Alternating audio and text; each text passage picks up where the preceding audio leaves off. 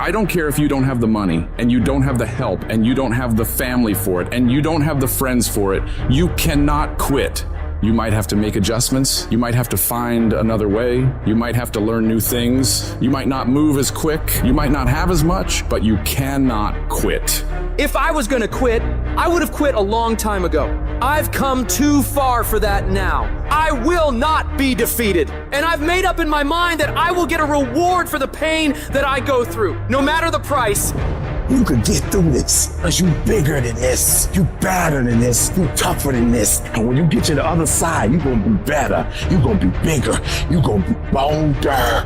A person's character is not judged when they ride the wave of success, when everyone chants their name and you want to be their friend. No, your character is put to the test when your back is against the wall. Somebody told you it was over. Somebody sent you home. Somebody told you you'll never be a doctor. They sent you home, you failed. Never give up. You don't give up on me. You don't quit on me. You man up, you woman up, you get your life back. When you come up against that thing, I'll do that thing. And you can't do it when you get there. You gotta already make up your mind before you get to cancer. You gotta already make up your mind before you get to that exam and pass that exam. You gotta make up in your mind when you're talking to your husband, when you're talking to your wife, when you're talking to that sickness. You gotta look at it before you even get to it, so don't you ever give up. Failure has made me who I am today. Failure gives you two choices. You stay down or you get up. Well, I'm up.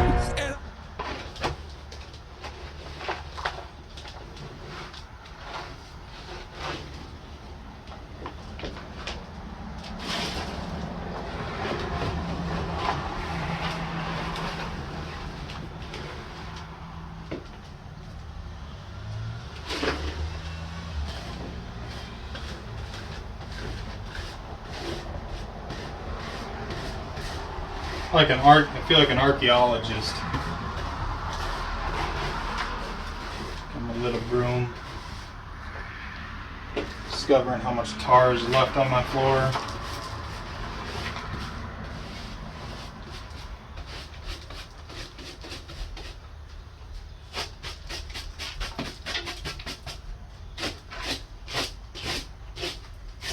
So you can kind of see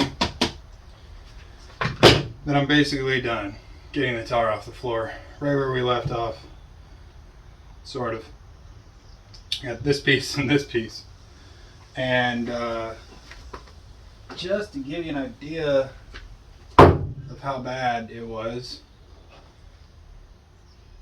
like, I gave up on this when it was snowing out, and recently just started going at it again. This is so many layers of BS. And yeah, it's finally out, and I also found a good method of sanding. So I mean, you know, tar getting off wood, if you're ever unfortunate enough to do it, scraping's the best method with a floor scraper, and then wire brush sander. Seems to work pretty good. So I'm gonna give you a tour now of the van, what's changed, what direction it's going in. The layout got nailed down flat of what it's going to be 95% of, and I'd say half the van is already fabricated, whatever, out of wood. You know, it's all the structures there right behind you there. So we're gonna give you a tour of that. Like I said, I feel like last time I did this there was snow on the ground, but here's our setup, and pretty excited about how it's going. Let's go check it out. So to start off, roof's been coated a little bit. You can kind of see it on the front, but we're also going to lay a big piece of rubber. We're going to glue and fold around the corners a big piece of RV roof rubber, some kind of stuff, and then put the solar up there. Can't wait for that. So the trailer got added on. It's a 7x14, I believe. And then I just recently put a rack up on it and built the structure for decking. There will be solar panels underneath that, I believe, maybe up on top, but right now it's just got all of our wood that we've been using.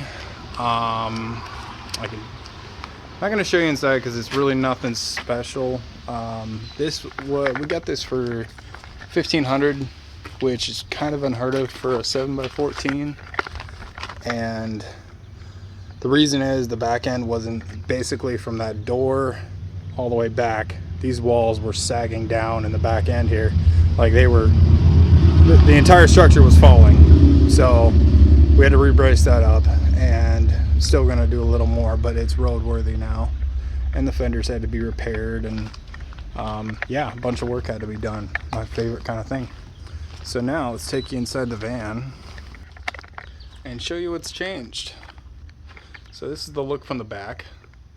There'd be a door here, big full-size walk door, and you can see the counter kind of curves there. I want to show you this while we're low and still have an angle at it. That's the shape of the counter. So it goes over there by the fridge and then curves. So what we've got here, this is kind of the best filming spot, is not your traditional layout. I've never seen one like this, but here it is. Here's the first reveal of the layout. It's going to be kind of hard to understand a little bit, but the shower is right there. There's going to be a sliding door on this wall here, and then that door is getting put in over here. And this is your shower. It's also your pass-through. Up here would be kind of like the living room slash back seat area. Lots of work still to be done. I tried to clean up a little bit, but it's still kind of a construction site. This allowed us, bringing the door kind of back on this side and not over there, it allowed us to put a slope in, but a bigger door. Most people don't have that big of a door. And yeah, and that's our shelving for the shower, window into the bedroom, which is mostly done aside from the floor and ceiling. So we back up here. We've got no counter, no drawers. We have storage put in down below, which is really nice, cedar, and still quite a bit. So we have to put a counter up, put drawers up. There's a window going here, if I can back up far enough. That's about the size of the window on that pencil mark on the wall. And like I said, about here will be the door, full-size door. And then there's another window here. These are glass blocks. I want to get these in soon. Those are going to be right on the other side of that fridge. This is all going to be, finished on the top later on. And then the bedroom. And this is that slope. I actually love it because it's super comfortable. Laundry room, closet. Still got to get doors put on in the future, but for right now, everything all the way up to this point has been insulated, and we're starting to tape things off and put walls on. So, and this is the floor, the part that I sanded. You can kind of see that it cleaned up pretty good. I mean, just for having a reciprocator sander, hard to see on the camera, but it's actually really nice and soft. Cedar, I believe, and I haven't even hit it with a belt sander, so it's going to look really good after that. But it's good to know that I can take the tar off, because you can really get an idea of how much tar is there by looking at that spot. Well, it's coming along. That's about all I can say.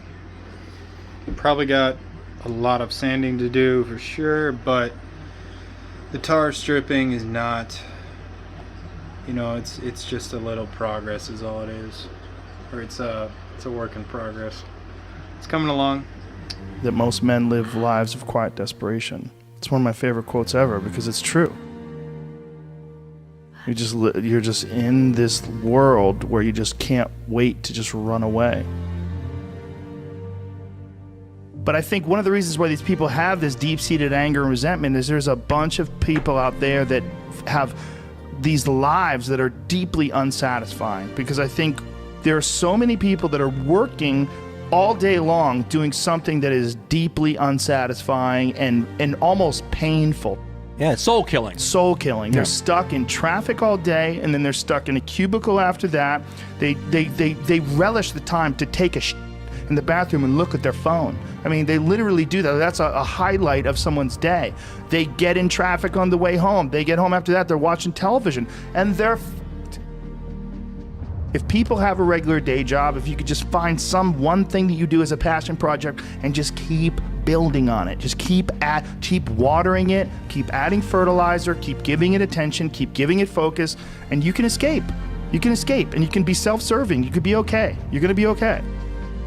Making furniture feels good. If you make furniture for a living, and you feel a great satisfaction out of that, and you sell that furniture, look, man, if you can do that, you could cut those corners perfectly and sand everything down nice and stain it, and then it's done, and you get the satisfaction, and you sell it to someone, and that pays your bills.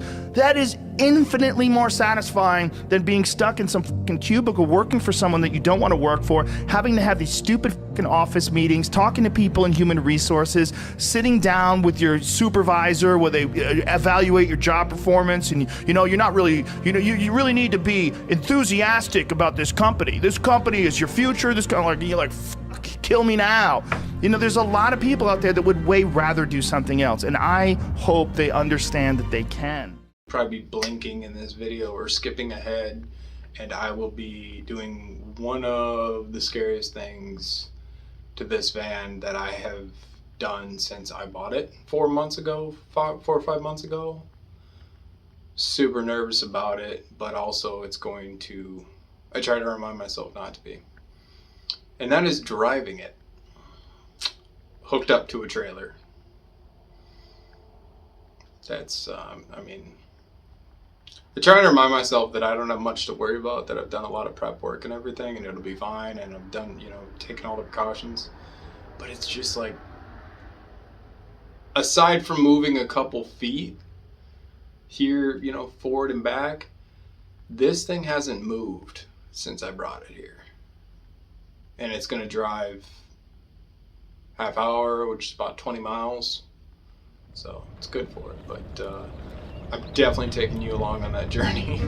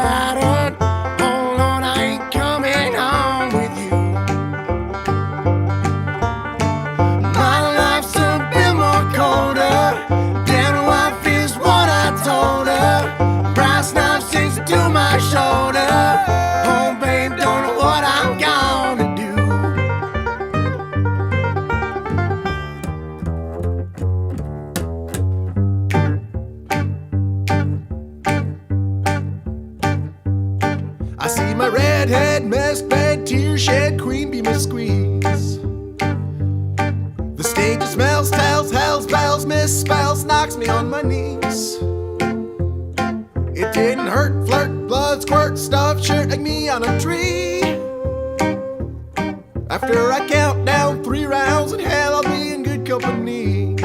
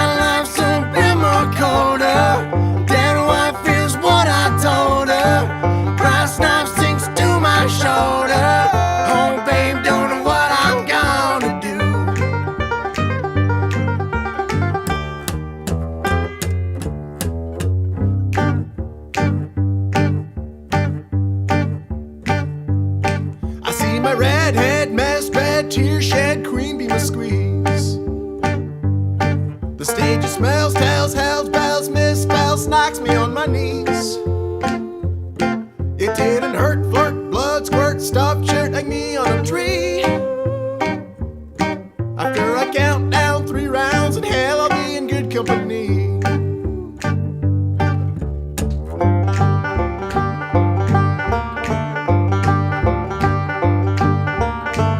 And hell, I'll be in good company.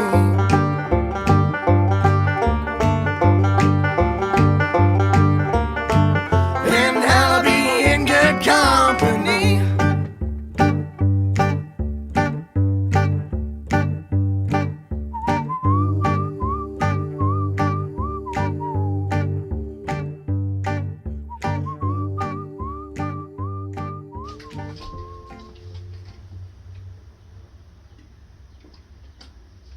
To everyone watching,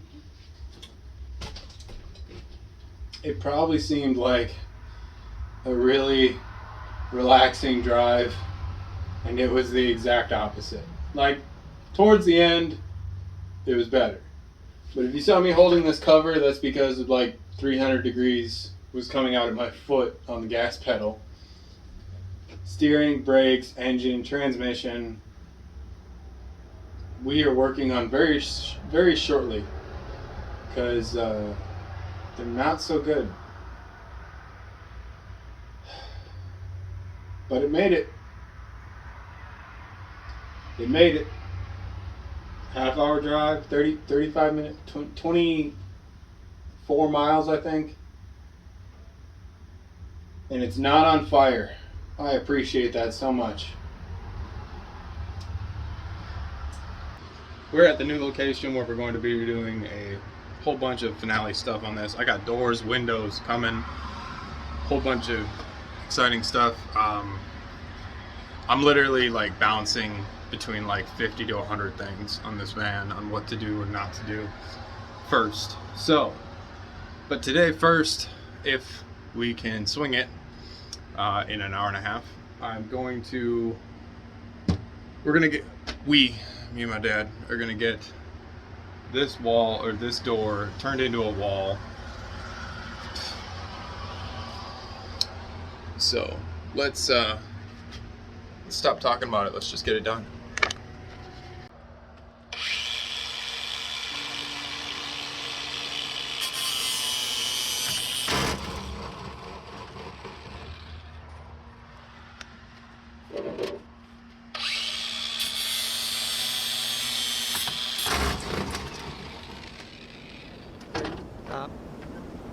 There is a legend I wish to share with you.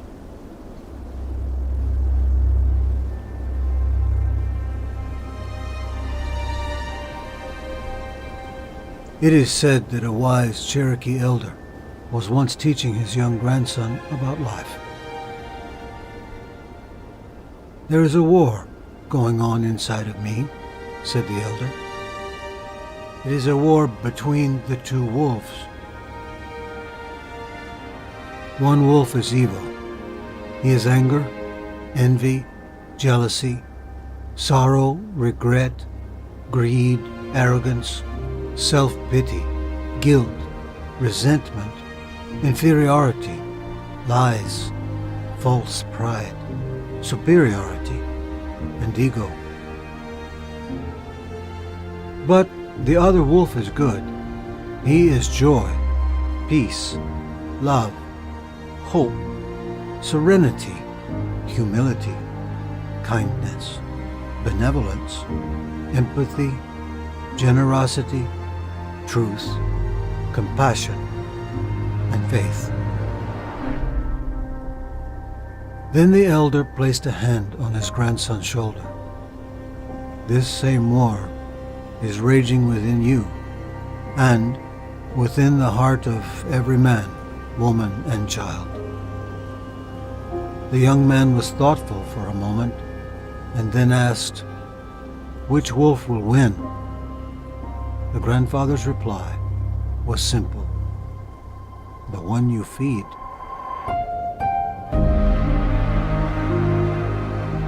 I have learned that the point of life's walk is not where or how far I move my feet, but how I am moved in my heart.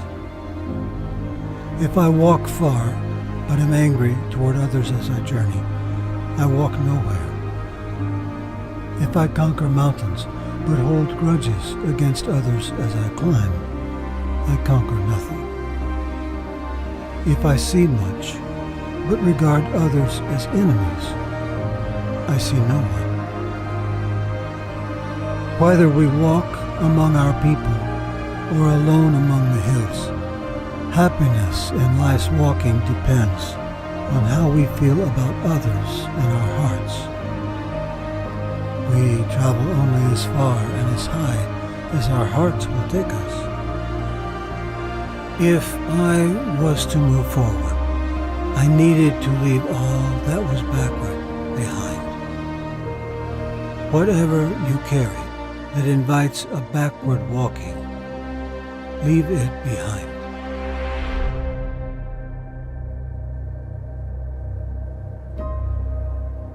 Which wolf will win? The one you feed. You've been an underdog in your relationships, if you've been an underdog in the weight room, if you've been an underdog in life, if you've been an underdog financially, I'm talking to that person who grew up without a father. I'm talking to that person who grew up without a mother. I'm talking to that person who didn't grow up with handouts. I'm talking to that person who maybe if you did grow up with a little bit of handouts, but maybe you were misunderstood and you were overlooked and you were undervalued and you were mishandled and misguided. You got a dream to buy a house. You got a dream for better relationships. You got a dream to win a fight. You got a dream to get your family out of the hood. You got a dream to lose weight. I mean, whatever that dream is, whatever you have, that goal, that improbable feat, once you get it set, once you smell that, once you get a feel for it, a taste of it, and the underdog is an individual who refuses to live in the dark. They refuse to remain in obscurity. They refuse to live in stress and overwhelm and anxiety. They are somebody who is tired. Like when you come to the end of yourself, you gotta get tired. Like you have to get tired. Tired. Something inside of you has just snapped. You gotta get tired of being broke.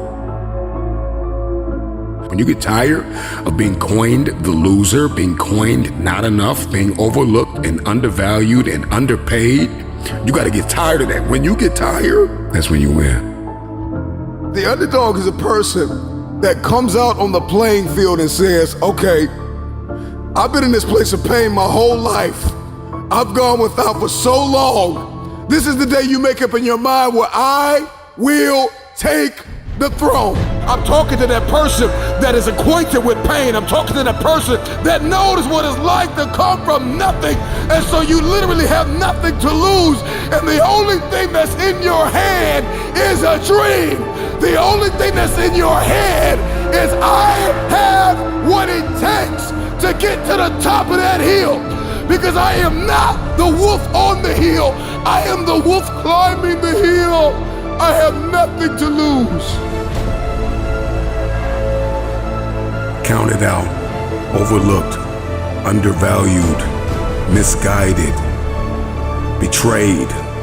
Somebody who has been really dishonored, disrespected. Somebody who has lost everything, who people stop believing in. Is a very desperate person. They're climbing a hill. They're trying to achieve a dream. And when you are desperate, you are very dangerous. And a dangerous man or woman is somebody who is a disruptor. They don't play by the rules. They are coming for blood.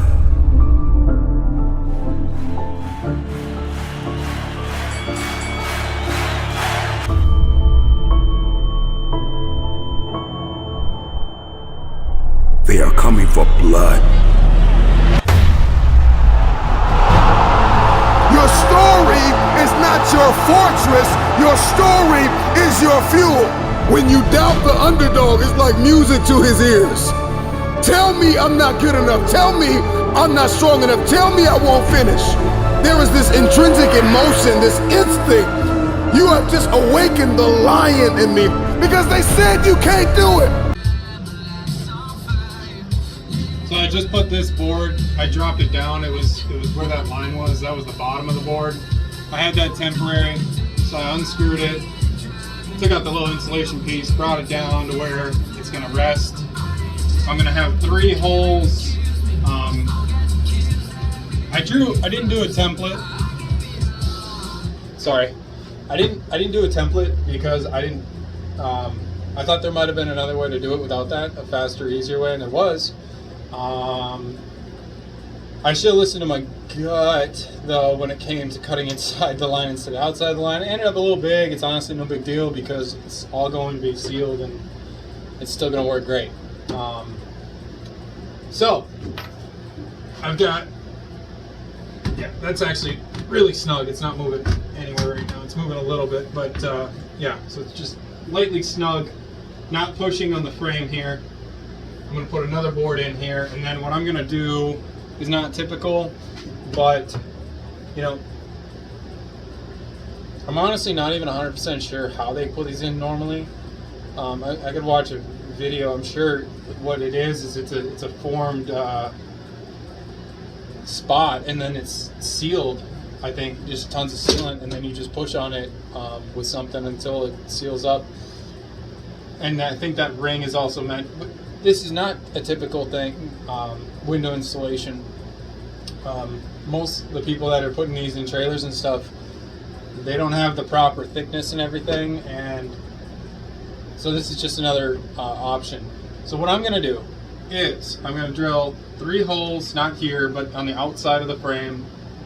You'll see 3 holes, 1, 2, 3, 1, 2, 3, and then 1, 2, 1, 2 on the frame, and I'm going to screw it to the wall. Now, when I drill those holes through the fiberglass, they're gonna come out right on this wood. So I'm gonna kind of angle them just a hair, just a little bit, angle it just a little bit, so it definitely gets the wood. And before I put my screw in, I'm gonna put some sealant on that. That, along with the seal that's already on the window for the outside, is going to be fairly good. I'm gonna back that up with some silicone around that seal and anywhere else that I think it needs it, because you can't have enough freaking silicone as long as it looks good, and it's not a sloppy job. And that should do it for the outside. There's not going to be an inside ring. On the inside, I'm going to be framing my own ring. The inside ring is just not, I'm not going to use it. Yeah, let's get to it. All your excuses are lies. Little lies that you think makes life easier, but they don't. Now I know in the morning, you got that blanket giving you a warm hug, and you got the pillow, which is whispering in your ear, telling you it's okay, telling you to stay just a little longer. But don't listen to them. They're lying to you.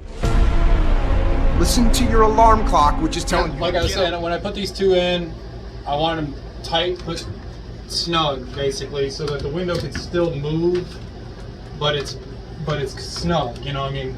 You don't want to squeeze the frame too much. So now we're going to go outside, drill some holes, find some sealant, and screw it to the van. And listen to your will, which is telling you to get up and crush everything, regardless of how you feel. Don't negotiate with weakness. Kill it. See, in life, you can go through life, you can come up with reasons or you can come up with results. You can come up with excuses or you can come up with achievements. You can go through life blaming or you can come up with solutions. The choice is in your hands, satisfaction or despair. We can choose that. You don't get better on the daggone couch. You get better by coming out here and getting the f*** after it every daggone day. When that alarm clock goes off at 4 or 5 in the morning, your mind says no. You just say, this is what we do now. My new norm is you get up every fucking morning at 4 o'clock and you suffer. That became my new fucking life. Most people want to get out of it. I said, no, motherfucker, this is your new life. This is who you are. I don't care how small it is. I don't care how minuscule the movement is, but make movement, move forward, and do that every single day, no matter what. You aren't getting any closer to your 5-year plan or your 3-year plan or your 7-year plan or any plan that you've got unless you get up and start getting after it today. You can't just say you want it. You can't watch the video and say, I want it as bad as I want to breathe. It's true to say it. But when it's showtime, when the sun comes out. Shifts every day. Now when I rap on an instrumental, you can guarantee my ass getting paid. Being lazy. I didn't get here binge watching TV. I didn't get here taking days off. I personally know what it takes One day I made a decision that enough is enough. I'm tired of being average. I'm tired of being good. I'm tired. I made a decision. Enough is enough. It's showtime. In order for you to go from one level to the next level, in order for any woman to transition, for any man to transition, the thing that they want must be greater than the thing they currently have. You only transition from one level to the next when you're tired of the level you on. You don't belong at the bottom, and it's time for you to get your butt from down there. It's time.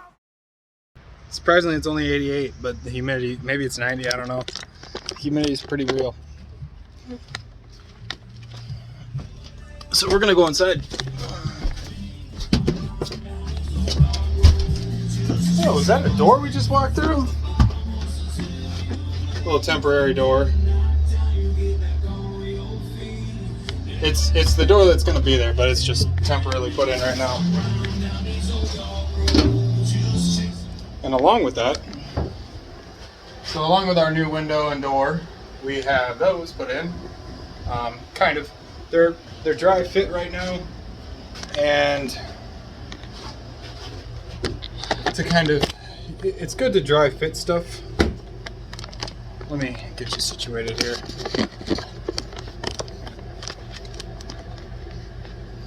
It's good to dry fit things because after I was gonna mortar those windows in, my research kind of told me I should. And after dry fitting, this is a custom project. It's not this is not something. Those windows were never meant to be built like this, something like this. Yes, it's still a square wood frame. They were meant to be built like that, and you could do it traditionally. That's fine, but there are way more than one way. There's always going to be more than one way to milk a horse. That's right, I said it. Anyway. Yeah, so I'm going to return the mortar, and we're going to be getting a little unconventional with it, but that's going to be in the next video. And I think that I've got enough silicone to clean up here. RTV, whatever the hell you want to call it. You know, it's glue. It's Flex Seal glue I had sitting around.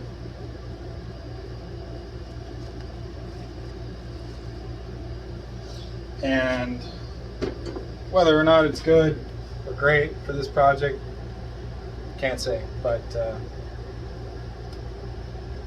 check out the next video, because that's going to wrap it up for this one. And on the next one, we've got an entire wall and ceiling behind me. Now that we have a window that brings light in, we've got the whole back of this van to get finished up. So catch you guys on the next video.